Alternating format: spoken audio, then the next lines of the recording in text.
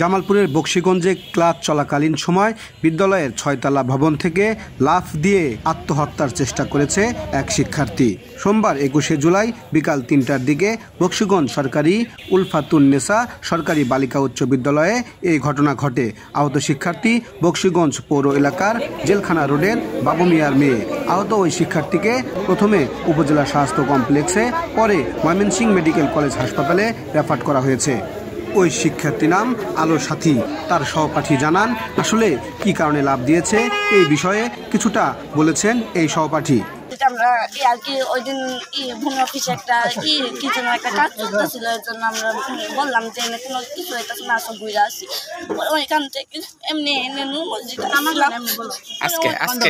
অনেকদিন আগে, এটা পরীক্ষার আগে ওইখানে গেছিলাম। তো এমনি বেড়াইতে করে আমার নিজের কাকু একদম সেটা 9-এ পড়ে ক্লাস, ও পরে এই দিক দিয়ে যাইতেছিল। পরে আমার বলতেছে তুই এইখানে গে, তখন বললাম এমনি ঘুরতে আসছি। কে বলছে এই কথা? সেটা আমার নিজের ভাইতে, যেটা তো ভাইয়ের ছেলে।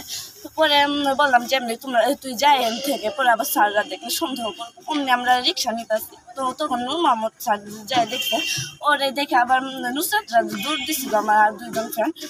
তো ভাবছি তো স্যার যদি কিছু করে, পরে স্যার দাঁড়াইতে বলছে। আমরা দাঁড়াইছি, নূর মোহাম্মদ স্যার। পরে দাঁড়ানোর পর স্যার বলে যে তোমরা এখানে আরো ছেলেদের নিয়ে আসছো। তখন আমরা বললাম স্যার ছেলেরা না, এখানে আমার নিজেরই ভাসতে, ওরা এই দিক দিয়ে যাইতেছিল, তোকে এখন তো ক্লাস শুরু হয়েছে, তোমরা এখানে কেন? বললাম স্যার আমরা এখনই যাইতেছি। পরে স্যার বলতেছে তোমরা গার্ডিয়ান নিয়ে আসবা, তোমাদের পরে আমরা ব্যবস্থা করতেছি। পরে ওই পরের দিন স্কুলে গেছি, তখন তো আর যাওয়া হয় নাই। পরে 3জনই আবার অসুস্থ হয়ে গেছিলাম, আমারও হসপিটালে ভর্তি করানো হয়েছিল। পরে আবার পরীক্ষা শেষ হওয়ার পরে স্কুলে গেলাম। পরে স্যার বললো যে তোমাদের গার্ডিয়ান কোথায়? আমরা আবার কালকে নিয়ে গেছিলাম বড় মারে, তখন স্যার জামালপুর গেছিল।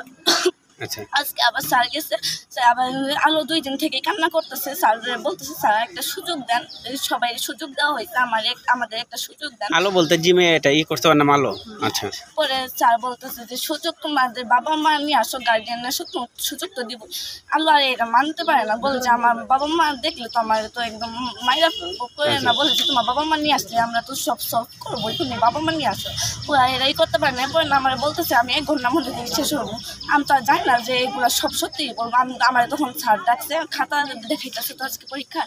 পরে স্যারের সঙ্গে কথা বলতেছি খাতা নিয়ে, অমনি আলো ওপরে গেছে। শ্রাবণী এসে আমার বলতেছে যে ও উপরে চলে গেছে, তুই তাড়াতাড়ি আয়। অমনি আমি দৌড় দিয়ে গেছি।